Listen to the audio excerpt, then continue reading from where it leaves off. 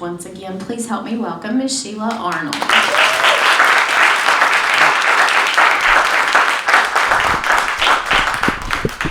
All right, so you have noticed that there was a sign that said there'll be some filming in here today. And that is because Promotion LLC, which works with me to do my marketing and my social media, and they're amazing. And they said, Sheila, you're in town, and they're from Knoxville, and they said, let's do some filming of you. Let's get some more little snippets that we can put up just for marketing purposes, okay? So that's why they're gonna see here. But afterwards, they're gonna want to interview some people. So if you're willing to sit down and answer 3 basic questions, about how wonderful I am, how gorgeous I am, how amazing I am, how storytelling has never been anything you loved until you met me. If you're willing to have those kind of conversations, and I'm just teasing, but if you're willing to stay and have and be interviewed, there's a release form that they'll give you, and it's literally 3 questions. And they're doing that just to see if we can add that to some marketing things, all right? But it's not required. I won't be in here while you answer those questions, so you can feel free to say whatever you want to say, and the guys will not show me anything that's bad, or at least what they think is bad. But I'll go around afterwards. I'll walk up the side afterwards and walk outside and talk to folks. So if you stay in here, it means that you're going to get a little bit of an interview. And if you walk out, that's fine. You don't have to stay. Does that make sense to everybody? Okay, good. Thank you all so much. And guys in the back, I'm going to be probably going up a little bit and down a little bit, but from this seat, okay? All right, so I think we're all in place. Can I breathe? Go down, Moses, way down in Egypt's land. Tell, oh, Pharaoh, let my people go. When Israel was in Egypt's land, let my people go. Oppressed so much they could not stand, let my people go. Go down, Moses, way down in Egypt's land. Tell, oh, Pharaoh, let my people go.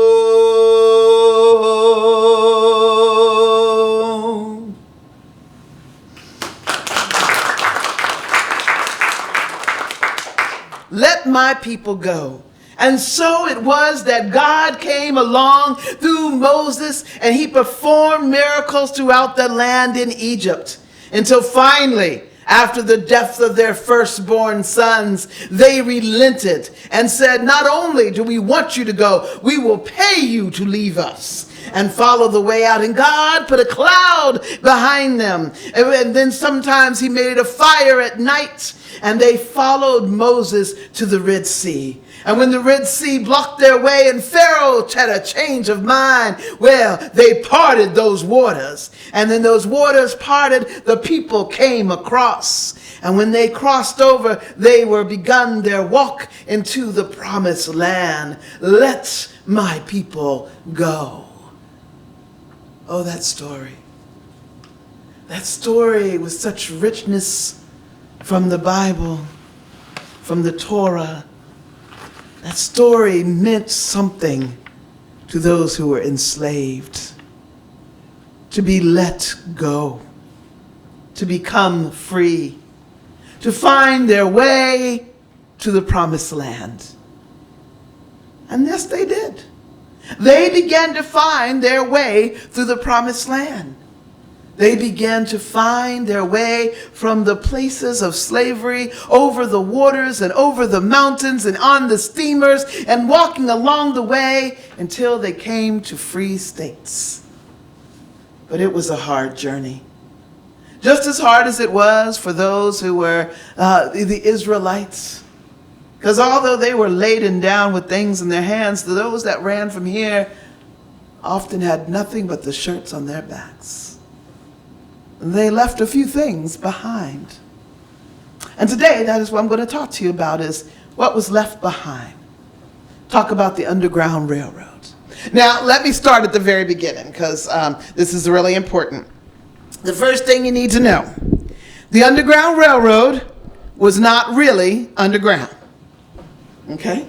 I know some of y'all kind of chuckle when I say that. But then Colson Whitehead, an amazing author, wrote a book about the Underground Railroad, and in his fictional realism, put the Underground Railroad underground in the book. And so I've had to unteach what has been happening in that book that people did not know was not real. So that's okay. I just remind people and just let them know. The Underground Railroad was not underground. It was secret. It was not underground. It was secret. It was not underground. It was secret. That's right. And it was not really a railroad. And you all are very familiar with railroads here, or at least the sound of them, okay? And so the railroad, but it was kind of like a railroad. It had cars. The people were the cars. And they traveled together. And they went to stations. And those stations were homes. And in those stations they were fed, they were clothed, given water, a place to rest, and help to the next space. So they got to another station where they were fed and they were clothed and they were given water and they were given rest, and then help to the next station where they were fed, water, clothes, rest. Y'all are getting good. Okay, good. Y'all with me? That's good. I want you to be talking with me. That's a good thing, because I'm part Baptist. And so I'm not certain if I understand, not talking back to me. So, anytime you feel like say, go now, honey, go on now, I understand that. That's all right in my world, okay? And so that's what we go by station to station to station to station. Those cars would go by station to station all the way till they reach their destination. And their destination is a free place, a place where they can be free. Now there are 5 different levels, 5 different routes on the Underground Railroad. But there were no maps for those routes. It was something that was only known by word of mouth. But those routes would go up through Philadelphia, which is the one we're going to talk about mostly today. The ones that went up through Detroit, the ones that went through Indiana, and then the ones that went over the Ohio River, from Kentucky to Ohio, over the Ohio River to Ohio, and one that went from Texas over to Mexico. And that is the ways of the Underground Railroad. Again, no map that could be put on there. Just the bits and pieces that were given to people of hope. Sometimes a direction, sometimes a person that could help, but you never knew. And in all cases, you left something behind. So I need somebody that can print fairly well. Can I get somebody that will help me? I need them to come up to the stage. Can you print pretty well? Are you okay printing? Yes, I'm talking to you. Yeah. Well, would you mind coming and help me? Okay, it means that you're going to be on camera a little bit more. Is that all right? All right, good. I love it. Okay. So I want you to imagine, this is the participatory part of this, okay? This is a different kind of story. For those who are like, this is different than storytelling. Well, some storytelling is one way, some storytelling is another. This one is going to be interactive, and there will be stories as well, okay? Are we all right with that? Sure. What's your name? Nancy. Hi, Nancy. I'm so glad that you're here. You have a big fancy thing on you. Yeah, I'm volunteering today. Wonderful. Nancy's a volunteer. We love them. Give her a round of applause, because we love them. Volunteers make it work. Amen. All right, so you're going to put down the list of the things that we have. What I want you to do is I want you to think about for your own self. If I told you that right now, this minute, there is something coming right here to Jonesborough, and you must leave immediately. You have a very few minutes. You have a half hour to gather what you can, and we're going to bus you to the next place. And the next place will be over 48 hours away is the next time you'll be able to sit down. What might you be leaving behind? That's what you have to do. Children, okay. Wow. This is obviously somebody retired and the children are gone from the house, or not. I don't know. All right, what else? What might you be leaving behind? Pictures. Pictures. Oh, that's a good one. Other things? Food. All right. Other things. Garden and a yard. A garden, a yard. And I can hear the wistfulness in that, leaving your garden. Oh, what else? Friends. Friends. You're doing great, Nancy. Thank you. Okay. Pets. Pets. I was thinking it. Ooh. And we all know that that makes us hurt already. You know, we're all like, oh no. What else? Your church. Your church, your religious affiliation, family. Home, your house. Your house. This is not so far from us. Are we all kind of right there at this moment going, wow, this just happened to people, you know? It is still happening. It is. It is. What else might we leave behind? Heirlooms. Heirlooms. Heirlooms, things, family, traditions, things you pass down. Things you could never reclaim. Other things. What? Your clothes. Clothes. Excellent. Jonathan said clothes. It's a wonderful one. That's right. Anything else? Books. Books. Which would be the reason I would probably die on this trip. You know, it's not that I've read all the books. It's just they're there so when I want to read all the books. That's right. Other things. Anything else? Okay. Safety. Wow. Brilliant answer. Safety. Wow, that's such a good answer. Not the number one answer, but it's certainly a good answer. So that's good. Cooking pots. Cooking pots. Pots, just your furniture. You know, your what? Your belongings. Your belongings. Oh, that's a better Your word. community. Oh, your community. I'm bringing the whole house down. It's just lovely. All of y'all are going, oh, this is getting worse and worse by the moment, Sheila. Security. Security. We'll keep that under safety. Safety and security together. Unless there's something in there that I'm missing. Okay, all right. Anything else? Ability to converse. It might be, you might be leaving your language behind. The language that is your natural language, you might have to leave that behind. Wow, that's a really good one. Communication. Your handwriting is incredible. Wow. Can I repeat extra? No. But I'll give you a hug before we leave. I mean, they make a monstrous amount of work and money here volunteering, let me tell you. All right, these are great. So, children, pictures, food, garden, yard, friends, pets, church, family, house, home, heirlooms, traditions. I'm glad you added that word, tradition. Clothes, books, safety, security, pots, belongings, community, communication, language, things we might leave behind. Give Nancy a round of applause for doing that. Thank you so much. Many of these things are the very same things those who were enslaved left behind as well.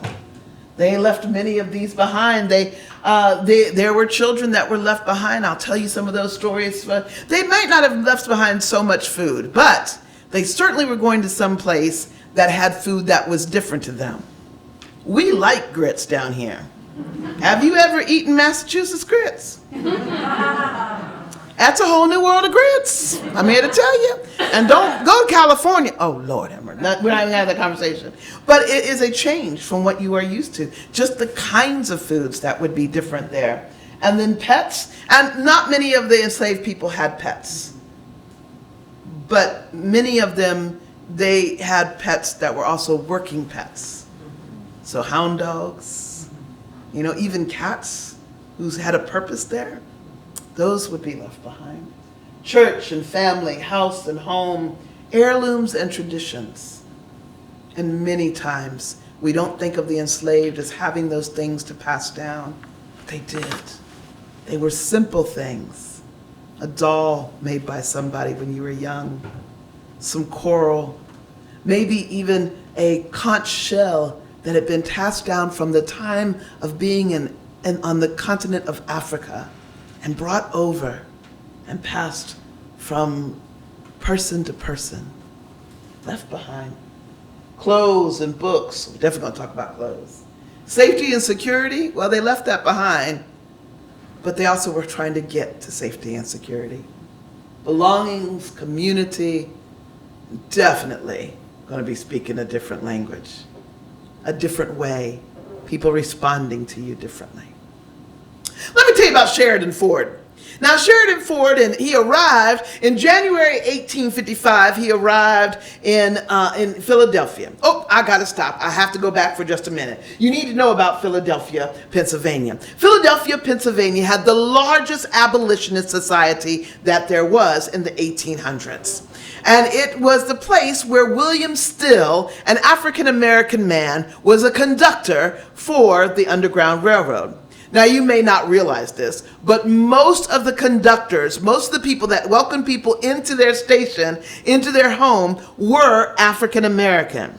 But the reason we don't know about them is because there were harsher sentences for them, including being put into slavery, even though you might not be in it, have ever been in it before, if you were found helping people. So the names that we have heard of, the names that we talk about, are those names that had more freedom to be sort of in it and less consequences. Does that make sense? And so in Philadelphia, William Still he was a secretary, and he was also one of the conductors. His job was to write down notes about people, and he wrote down these notes. And he wrote down notes to find out how people, how did they get there, where they come from, who was their master and mistress, how good or bad were they, and etc., etc. He wrote the notes. Well, the war ended, and he had a bunch of notes. He was actually supposed to have already burned those notes, but after in a surprise, he actually met his own brother who had been left behind in slavery. He knew he could not throw those notes away again. They might be their only connection to where family was. So he kept them. He hid them in a box and he put them into a crypt. And he kept them there and he kept adding to them. But then the war was over and he had a bunch of stuff. And he needed to do something, so he wrote a book. He wrote a book called, surprisingly, The Underground Railroad. I knew you would be surprised by that title. By William Still. It was the first such book. Yes, this was a book that was before the autobiography of Harriet Tubman, and it was a book that was before a bunch of other books that came out. But this was the first one to come out, written in 1872. And when it came out, it flew off the shelf. Now, it might have flown off the shelf for lots of different reasons. One, because you could find people, but also because he named names. He actually told the names of slave owners and sometimes put the exact address where they lived. He almost always put what denomination they were. So you got some good, really juicy stuff out of here. 1878, they did another edition. It flew off the shelves. They did one more, and it didn't fly very far. And it kind of got lost with all the other stories that came out of the Underground Railroad. Until it came back in about 2005, they reprinted it, and now it's here. You can go online and buy this, no big deal. Or you can go online and go to a place online, and you can type in the Underground Railroad, William Still, and the press, which I cannot think of his name right now, but you can find this entire book online for free, and you can look it up. Back to Sheridan. Sheridan, in January of 1855, arrived in Philadelphia. Sheridan was 28 years old and had been owned by Mrs. Elizabeth Brown in Portsmouth, Virginia. Not very far, actually, from where I live. And had been purchased, and he said that she was rather kindly and didn't have much bad use for her, but that he was disinclined to have any more use of him without some resolution with finances in his hand. It was shortly before he ran, which actually wasn't until November of the year before. It was shortly before he ran that one day, for a very small, as he said, trifling offense, that his arms were strung up to be upon the rafters, so he was hung by the rafters. His shirt was pulled off, and he was beat and beat and beat until the blood flowed. Shortly after that, he was told that he would be better for a price to be sold. And at that, he decided it was time to find a way to the Underground Railroad and get a ticket. So he ran away. His first 4 days he spent in the woods, as he knew better than to go to a minister or to go to a lawyer and try to help him. He said he was much more comfortable with the animals of the wild rather than those that put themselves in lofty positions. He hid for 4 days. 2 of those days he just sat in hunger. He said he prayed incessantly. The next 2 days, a friend that knew of his whereabouts brought food to him, but then that friend got in trouble. And so he found himself wading in the water, hoping he could find food and shelter. Word finally came. He couldn't find any place, and he went back into town, secreted himself underneath the front porch of someone's home, waiting, hoping that he could find a way out. Finally, word got to him, and he was told that if he could make his way to the steamship that was in Portsmouth, he could get his passage to freedom. In Richmond, Virginia, there was a passage that was kind of like the triangle that we see for the Middle Passage overseas, but this was a freedom passage. Richmond, Norfolk, or Portsmouth. Richmond, Norfolk, or Portsmouth, Philadelphia. Back around almost every day.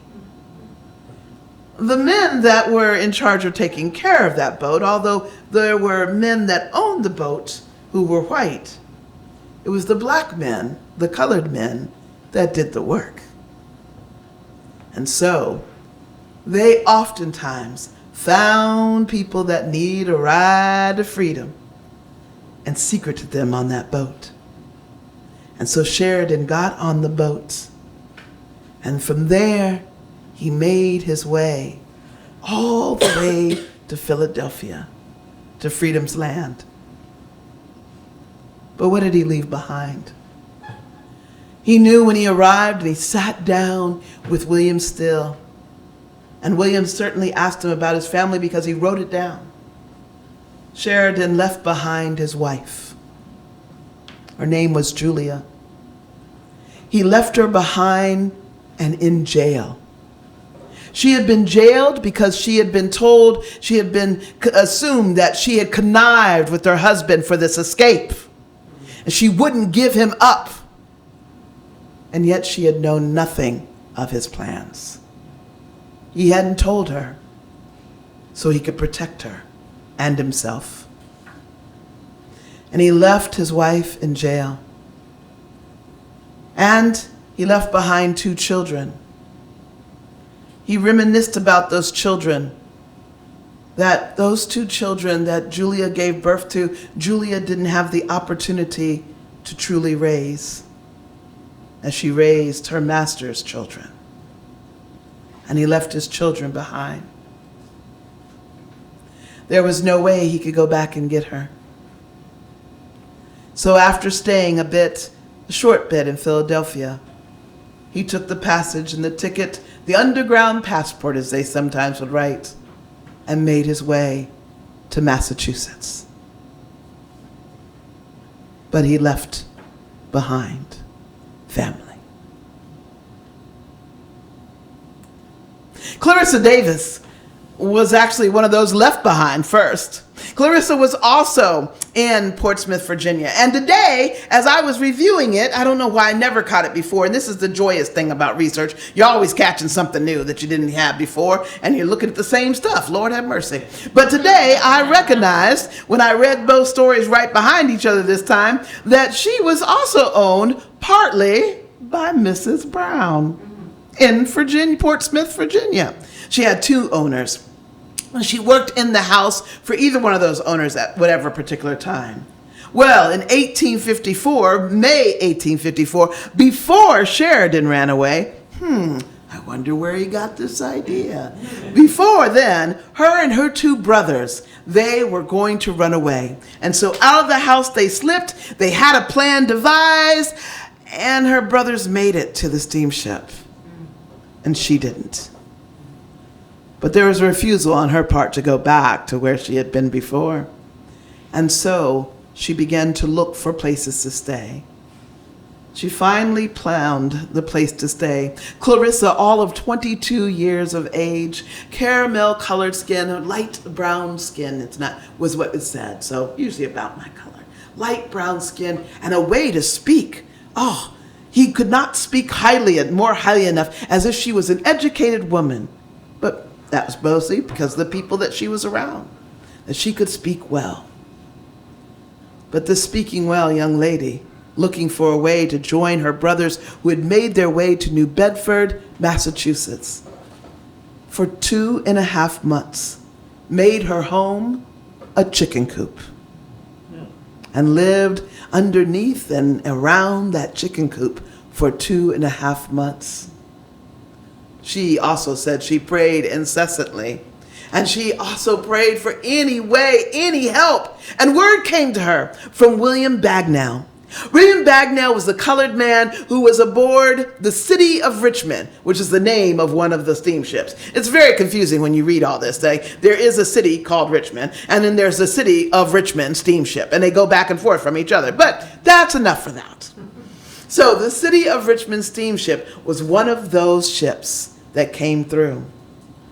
William Bagnell had a message sent to her that if she could reach the ship by 5 o'clock the next morning, that she could get passage to Philadelphia.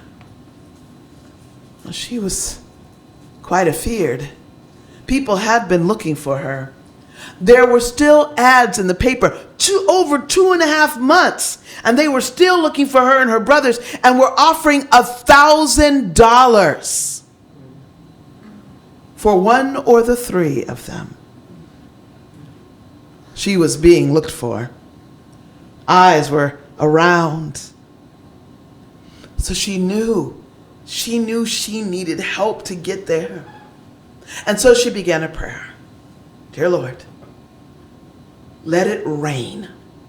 Let it rain so hard that I can slip through the rain. Mostly because the police officers will get off the street. Amen. I'm not certain that's a word for word, but that's pretty much basically what she said. And so she prayed. And her prayers did not seem to come to fruition. 8 o'clock, and the sky was clear.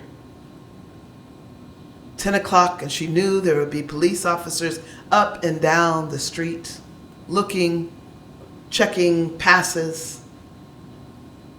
She was in despair. And she wondered if she couldn't get on this ship, maybe she should take her own life. 12 o'clock midnight. The clouds started coming. It got a little heavier in the sky. The moon started to be covered up. She had been hopeful and prayed specifically that she'd be able to run to the ship by 3 o'clock. And as if God had just been waiting for that prayer, at 3 o'clock, ding, ding, ding, church bells ringing. The heavens opened up and torrents of rain came down on the city. Clarice had a backup plan with her. She put on a man's hat. She had on man's pants, a man's shirt, and she huddled down underneath that. And she made her way through the streets where there were no wet police officers anywhere to be found. All the way to the City of Richmond steamship. And William Bagnell secreted her away. She made her way to Philadelphia, then to New Bedford, Massachusetts. No longer left behind. Now with family. Except for their father. He had been left behind. Once he found out his children were well, doing well, he asked his master if he could purchase his freedom. By that time, he was so old he was barely able to walk. It cost more to feed him than it did to have him do anything. So they allowed him to purchase his freedom. And he got on a steamboat and made his way to his boys and his girl. Freedom at last.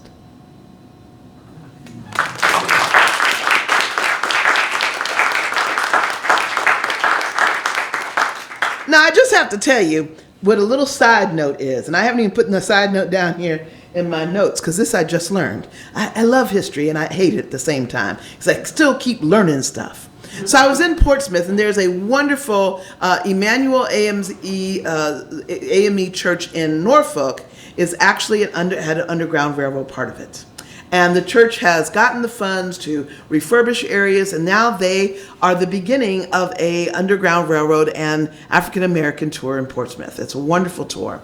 So I performed there, and I was learning, and they said, oh yes, and we take you right by where Sheridan Ford hid away. I was like, I know Sheridan Ford, he's in this book. They said, yes. Oh, but then you obviously know about his wife. And I, his wife? Yes, Mary. I said, Mary? I don't know about Mary Armstead.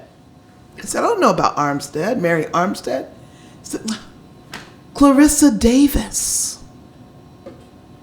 You see, another thing that they had to leave behind sometimes was your name, your identity, so they couldn't find you. Clarissa let go of her name, Clarissa, changed her name to Mary Armstead. And after the war, she and her new husband, Sheridan, came back to Portsmouth and lived the rest of their days. That's so beautiful. But I have a question. What happened to Julia? She was in the jail. What happened to her? The answer is she died. So, amen. So, those are new things I just found out. You got to hear them for the first time in this program. So, after I found that out. But leaving behind, it was something, it was hard. And even leaving behind clothes was hard. Very much so. And people would and leaving behind family and wives was difficult as well. And they often would write back. They would write back, and they would tell the things that they missed and the things that they needed. And they would write back sometimes in sincere pain. I know at a storytelling festival you're not supposed to read stuff, but this is just too good. Mr. William Still, dear sir, I take this opportunity of writing you these few lines and hope when they reach you, they will find you well. I would have written you before, but I was waiting to hear from my friend, Mr. Brown. My soul is vexed. My troubles are inexpressible. I often feel as if I were willing to die. This comes from a man named Isaac Foreman in 1854. I must see my wife, in short. If not, I will die. What I would not give, no tongue can utter. Just to gaze on her sweet lips one moment, I would be willing to die the next. I am determined to see her sometime or another. The thought of being a slave again is miserable. I hope heaven will smile upon me again before I am one again. I will leave Canada again shortly, but I don't name the place that I go. It may be in the bottom of the ocean. If I had known as much before I left as I do now, I would never have left until I had found means to have brought her with me. You have never suffered from being absent from a wife as I have. I consider that to be nearly superior to death. And I hope that you will all do what you can for me and inquire from your friends if nothing can be done for me. It was no easy task. And although the law said that slaves could not be married, The law could not separate hearts, one from the other. And though some had to move on in even mind and thought, some, as Isaac, could not do such. And then there's this letter about clothes, which I find to be quite interesting. I'm hoping I find it very quickly, but because I did not read that one. Oh, yes, page 28. Clothes. Clothes were extraordinarily important because many that ran away, the reason that they were able to run away is oftentimes because, and I think this is hilarious, the reason that many of them were able to run away is because they were put into positions that helped them learn there was a possibility. And so it was the very people that enslaved people and put them in positions where they would learn that there was a possibility of freedom that ended up being the first ones to run away. And often those people made enough money where they made coin of their own and they bought their own clothes. So if you have some clothes and you bought it all with your own money, you're not going to give that up very easily. And so he says, Mr. Mansfield writes from Auburn, New York in 1856, "Dear Brother Steele, Henry Lemon wishes me to write you in reply to your kind letter conveying the intelligence of the death of your fugitive guest, George Weems. He was deeply affected at the intelligence, for he most devotedly attached to him. He wishes that you send him the coat and the cap by Weems and by his sister when he comes, for that is what is needed to be successful. Thank you. Quickly, your regards." Getting your things back was important, because as much as you left behind, you also wanted to find a way to keep. And then there were others who were left behind. I mean, none of y'all mentioned it up here, and I don't know why. Your employer got left behind. Oh, I see that none of y'all really cared about your employer. I see that your affection for your employer being left behind when you only have 30 minutes and you have to get out of town was not a big deal on your face. Okay, now that I know, now I know.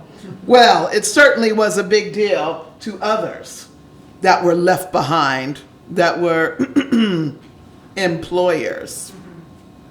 And some of them had letters to write as well. This one I find to be one of the most fun. It was written about Henry. Henry ran away. He was a good boy, quote unquote. And as a good boy, he had no reason to run, as you'll find out in this letter. February 26th of 1854, he and two other men ran on the steamer Pennsylvania and made their way. And he didn't complain about any bad treatment from his mistress. Oh no, he thought, she was actually pretty favorable to him. But he could not close his eyes to the fact that Mrs. White had been in possession of 30 head of slaves and was mortgaging each one of them. So eventually they wouldn't be her own. He had no wife and no children, but he decided it was time to leave Sodom and make his way for the promised land. However, Miss White found out and wrote this letter sent through Mr. Steele. Letter from Mrs. L.E. White, Richmond 16, 1854. Dear Henry, your mother and myself received your letter. She is much distressed at your conduct. She is remaining just as you left her, she says, and she will never be reconciled to your conduct. You do understand what it means when she says she's remaining just as she is? Do y'all get that?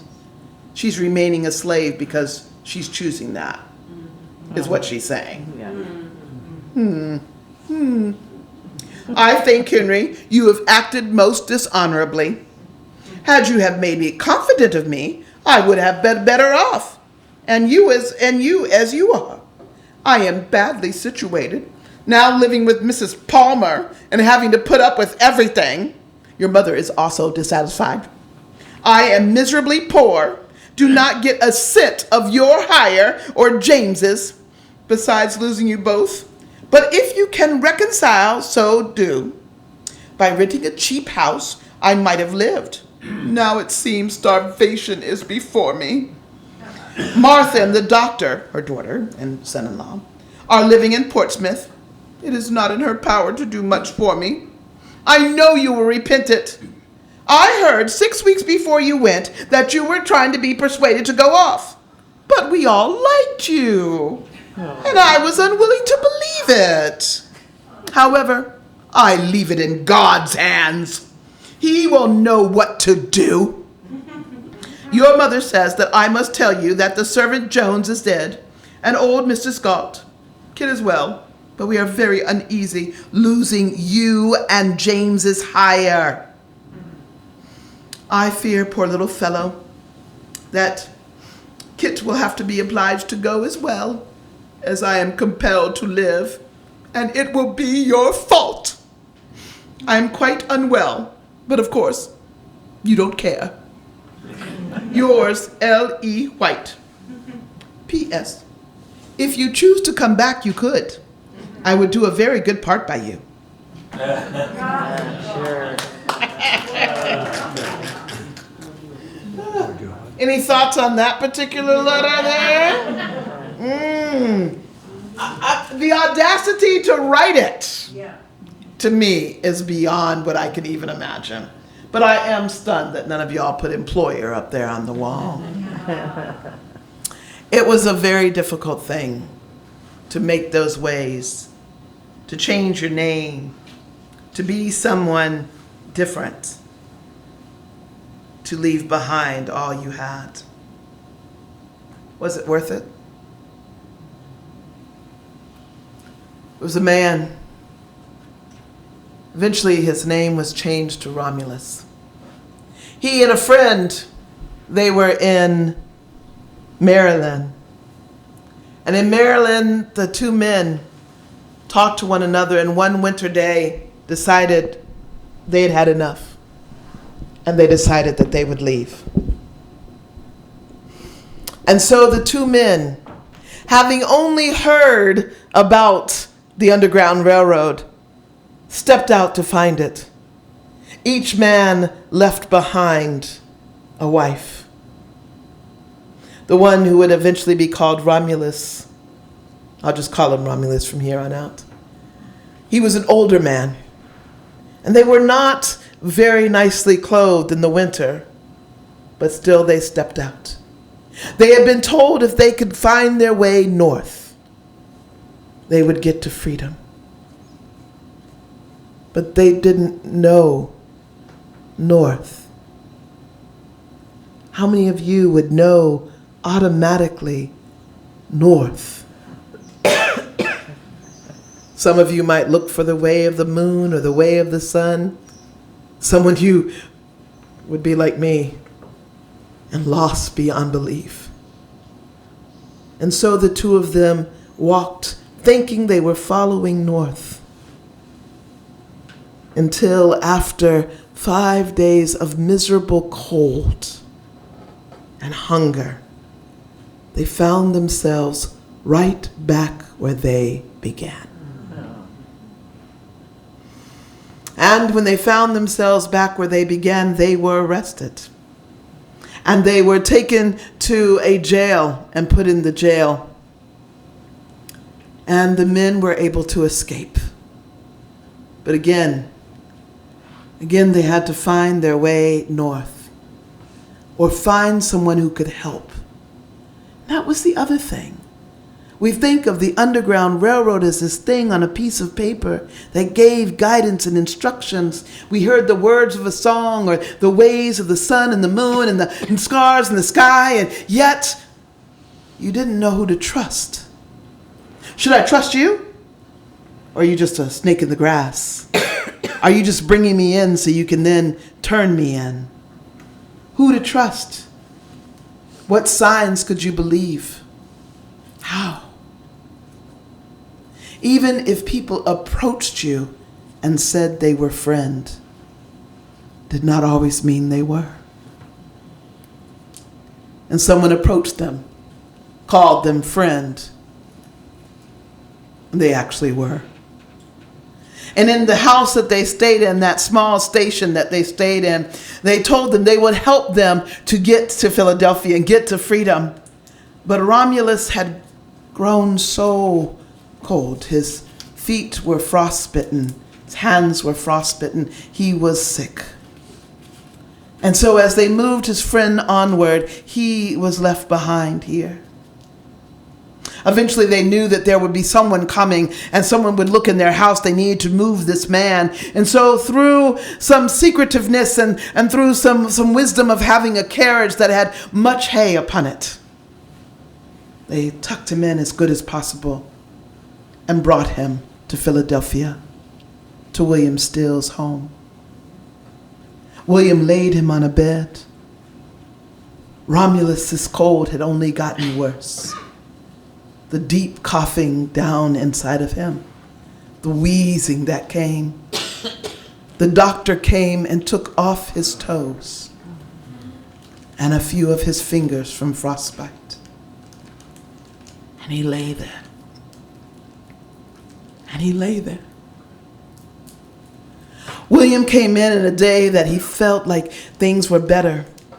And he came and sat beside him so that he could learn his story, so he could put it down. He could write it, at least it would be written down.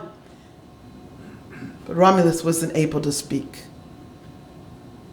And so he asked one final question. Was it worth it to be free? And the man heaved, coughed, until there was so much coughing that he knew, William Still knew, it was time for him to leave. And as he went to the door, he opened the door and he heard, "I have an answer." And Williams turned around. "Yes, I am free. Yes." And his coughing began again. But William Still could see by his face that there was no greater joy for that man than freedom. 24 hours later, Romulus died. Only a moment, a short time, and freedom, with wife, family, community, and life left behind. But it was worth it. And that is why people come to us. They leave so much behind to be a part of us. So much we can't even understand. And why? Because a moment of freedom, a moment of what we have is worth a lifetime of pain. Go down, Moses, way down in Egypt's land.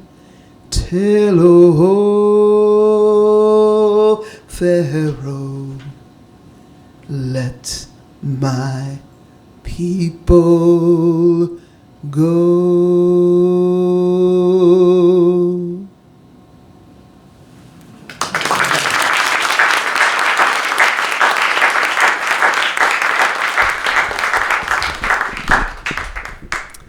All right. Thank you for letting me share that with you. I hope that it gave you things to think about and such. But we have about 5 minutes, and I always try to say, when I do a program like this, I try to give a couple of moments that if anybody has any questions or even thoughts, that they can ask them if you'd like. Yes, sir. With the story you told and the term white privilege, black people know what freedom really means. And white people have a little more difficult time with it because they're used to it. I don't totally agree with that. Today, I don't. I do believe that any people that are willing to look in our country, except for Native Americans, any people who are willing to look at the past and see where their family came from, then they will understand what we have here. A people unwilling to look at where their own families came from and how they got here, then yes, they live in a place in their mind of privilege. And I mean that for every group of people. Because if you know that the people that you come from left behind Ireland for a chance, they left behind everything. The people from Africa were forced to here and left behind and had to leave behind everything. But same with those who come from India and Pakistan and Afghanistan and over in Bolivia and Guatemala. They also come for hope. So white privilege to me, it's a word that I don't have a problem with. I think it's just a mindset that we have the ability, that we feel like we already got it. And that, we are in a privileged place. We're in a place of, not because we always have anything, not because we haven't been poor, but we think we already are at a place that we don't have to remember what it was like. That's really what it means to me. Thank you. And we need to remember our past. Where'd you come from? And if you don't know where you came from, man, we got some work to do. Just black people tend to know where they came from a lot more, And Native Americans remember what was taken from them. And so there's memory there, if that makes sense. Thank you. You're welcome. Any other question? A subject like this can bring up interesting conversations. But I think they're worthwhile conversations. I do. I think it's worthwhile. It is worth fighting for my community, and it's worth fighting for my country to have these kind of conversations. Because it is the only way that we will find a path forward. It is the only way.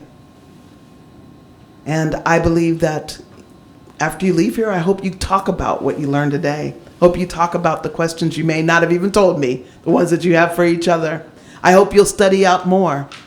And I hope you'll gather people that don't look like you around you and find out what their story was.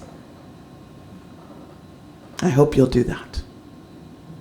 I want to thank you so much for being able to be here with me today. You get to be a few minutes earlier than usual for this particular program, unless there's another question. Okay. If you would like to, thank you, that's number one. And then secondly, if you'd like to be a part of the interview and ask one of 3 questions, they're very simple questions. What are the questions again? They're written down. They're written down. That's a good sign. And so he'll tell them to you in a little bit. What did you think about the performance today by Sheila? What do you think about the performance today by Sheila? What does Sheila bring to the storytelling world? What does Sheila bring to the storytelling world? And what does storytelling mean to you? And what does storytelling mean to you? So those are the 3 very simple questions. So if you would like to stay in and do a quick interview, please feel free. I will be out there. I will not leave until everybody leaves here. So even if you do an interview, I'm not leaving until I get over there, okay? Thank you all so much for coming today. I very, very, very much appreciate it. No bullying to stay here, but thank you for being here. Thank you.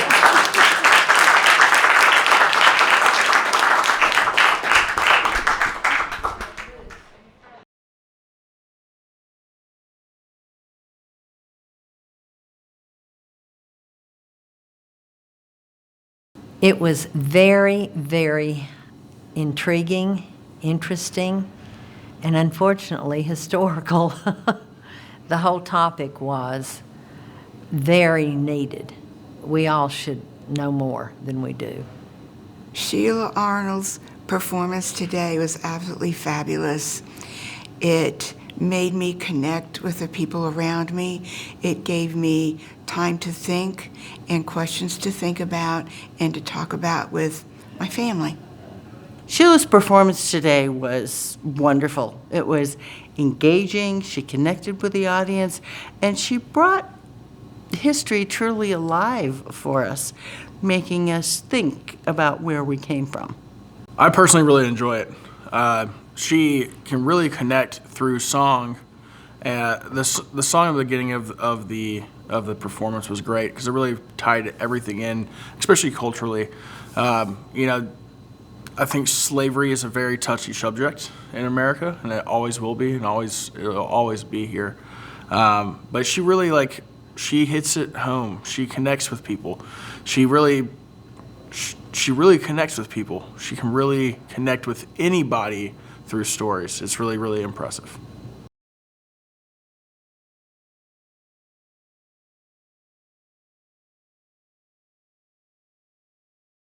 In my opinion, Sheila brings the perfect combination of history and things that are hard to deal with, but yet in a way that gives you hope and in a way that makes you think about how you could improve things even now.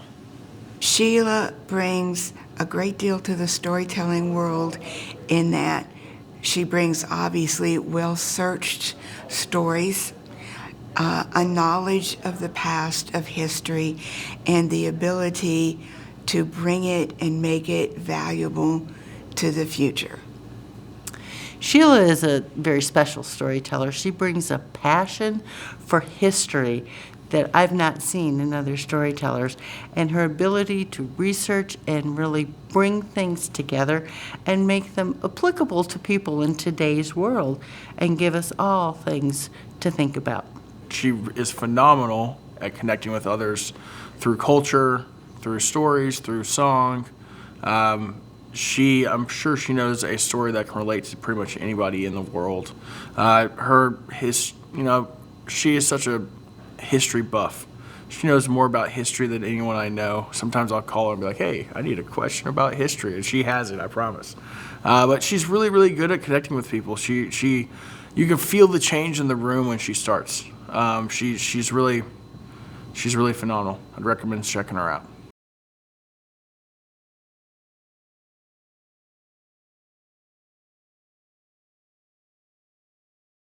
Storytelling is just the best way to get things across to people. You think of only children listening to stories, but I think that the older we get, the more we adults need to listen to and pay attention to stories. The reason I like storytelling so much is that I hear stories that basically I cannot express myself of my life and others around me, and it exposes me to areas and people that I haven't had a chance to encounter before.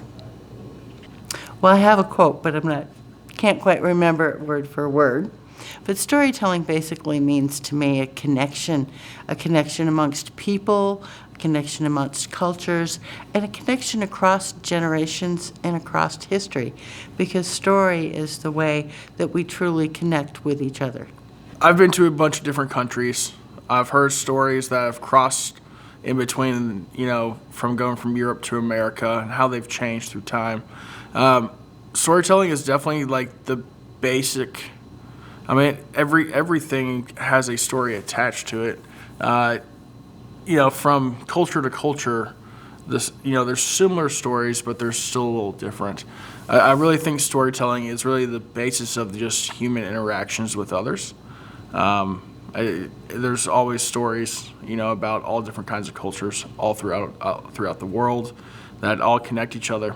It's really I think it's the basic portion of where humankind kind of got started and where we came from.